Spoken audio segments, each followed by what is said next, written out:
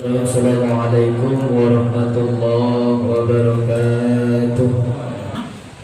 Alhamdulillahilladzi hadana subulas salam wa afhamana bi syari'atin nabiyil karim wa ashhadu an la ilaha illallah wahdahu la syarikalah dzul jalali wal ikram. وأشهد أن سيدنا محمدا عبده ورسوله لا نبي بعده. اللهم صل وسلم على سيدنا محمد وعلى آله وأصحابه ومن تبعهم بإحسان إلى يوم الدين. أما بعد فيا عباد الله أوصيكم ونفسي بتقوى الله وطاعته لعلكم تفلحون. قال الله تعالى: أعوذ بالله من الشيطان الرجيم. بسم الله الرحمن الرحيم. اتقوا الله وقولوا قولا سديدا يصلح لكم أعمالكم ويغفر لكم ذنوبكم ومن يطع الله ورسوله فقد فاز فوزا عظيما.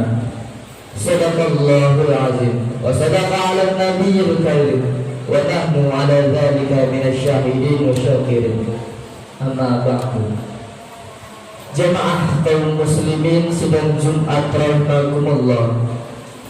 Melalui mimbar khutbah ini, khatib berwasiat kepada diri khatib pribadi khususnya dan umumnya kepada para jamaah sekalian. Marilah senantiasa kita tingkatkan kualitas keimanan dan ketakwaan kita pada Allah Subhanahu wa taala. Takwa dalam arti menjalankan semua perintahnya dan menjauhi segala larangan-larangannya. Sebab takwa ialah sebaik-baik bekal di akhirat kelak. Wa tazawwadu fa inna khairaz zadi taqwa.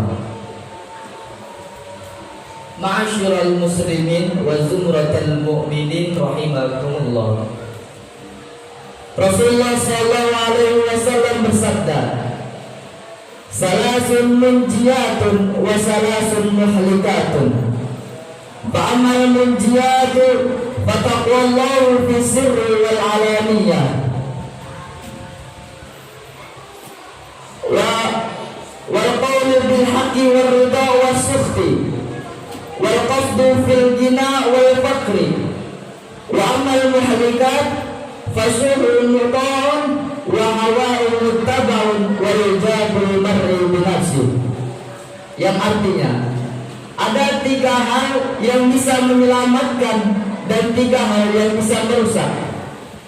Yang menyelamatkan antara lain, yang pertama, takut kepada Allah dalam keadaan sepi maupun ramai. 2, berkata benar atau adil dalam kondisi marah maupun ridho. Yang ketiga, bersikap sederhana dalam keadaan kaya maupun miskin.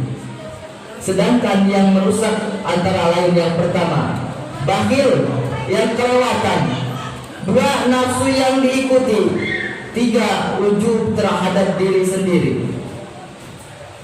Hadis yang diriwayatkan oleh Imam Al-Baihaqi ini secara tegas menjelaskan sikap-sikap yang saling bertentangan, 3 penyakit perilaku yang terakhir dapat merusak kemuliaan manusia sebagai hamba Allah, menjauhkan seorang dari kebahagiaan akhirat dan keluar dari kewajaran hidup sebagai makhluk di dunia.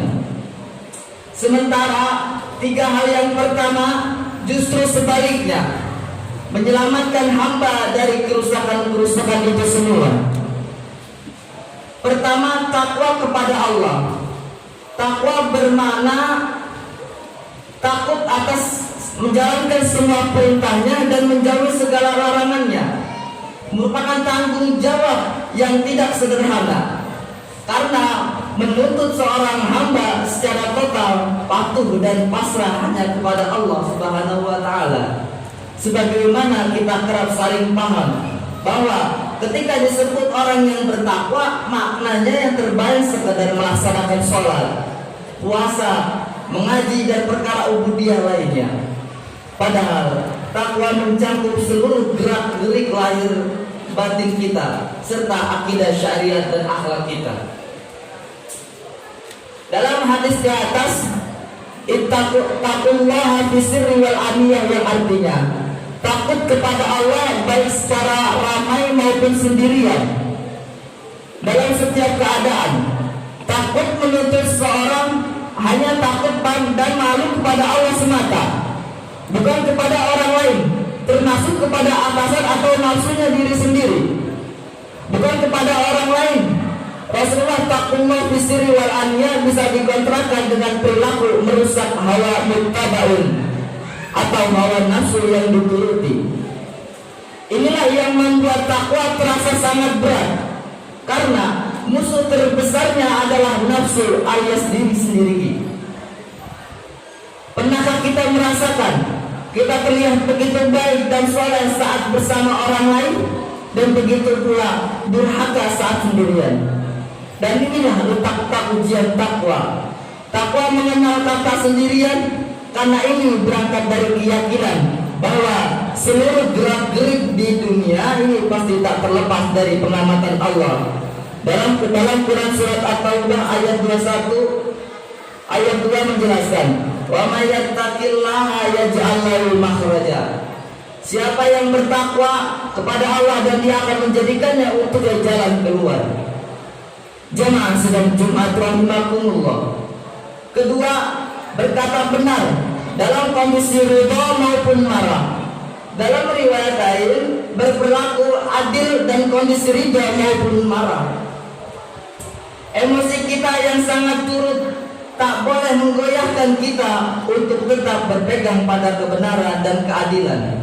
Yang haram tetap haram meskipun kita sangat menginginkannya.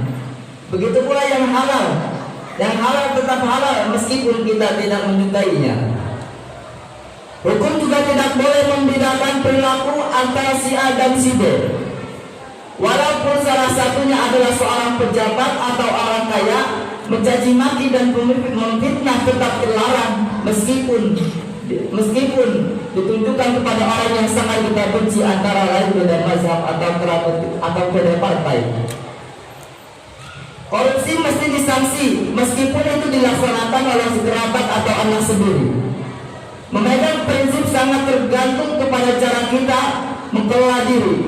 Bagaimana kita mampu senantiasa rendah hati kepada siapapun tanpa membeda-bedakan pandangan lainnya, sikap terhadap mereka. Karena itu berkata benar dalam segala kondisi merupakan lawan perilaku merusak ijabul mar'i, yang artinya ijabul mar'i binafsi, ujub terhadap diri sendiri, membanggakan kualitas diri sendiri, bisa menjerumuskan seseorang kepada tidak mengingatkan orang lain. Lalu berperilaku secara tidak objektif, merasa paling benar dan paling baik, dapat membuat seorang tak berlaku adil dalam menyikapi segala hal. Ujub yang juga cenderung mengabaikan bahwa tiap nikmat itu datang dari Allah Subhanahu wa Ta'ala. Yang ketiga, sederhana saat kaya maupun miskin. Hal ini menjadi ciri dari kedewasaan seorang dalam memaknai kekayaan. Kekayaan tidak diartikan sebagai tujuan goyah, melainkan sebatas sarana wasilah, karena penggunaannya pun dengan kebutuhan belaka.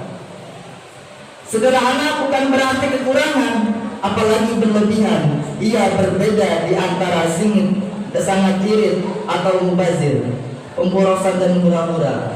Kesederhanaan juga merupakan cermin dan kepribadian yang sanggup membedakan antara kebutuhan dan keinginan. Apa yang diinginkan seorang tak selalu identik dengan keperluan, karena kebutuhan senantiasa mempunyai porsi, sementara keinginan luas tak terbatas.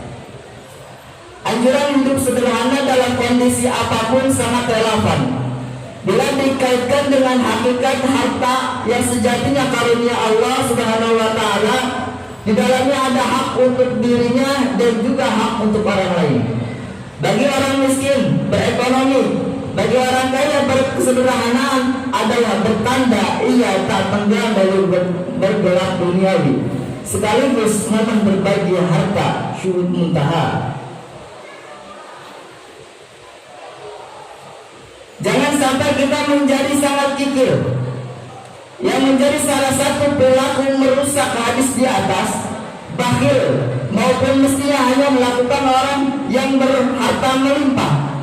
Karena bakhil selain berkaitan dengan kekayaan perbuatan seseorang, Rasulullah SAW bersabda, "Iyyakum wasyuha fa inna ahlaka man qablaka syuha." Jauhilah perbuatan sangat kikir, karena ia merusak orang sebelum kamu. Hadis riwayat Abu Dawud.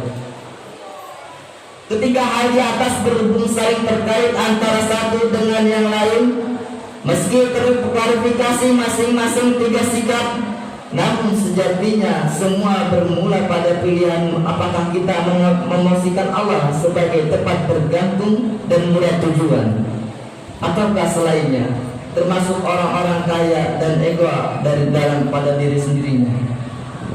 Barakallahu li wa lakum fil Qur'anil azim wa nafa'ana wa iyyakum bima fihi minal ayati wa zikril hakim. Aqulu qawli hadza fastaghfiru innahu huwal ghafurur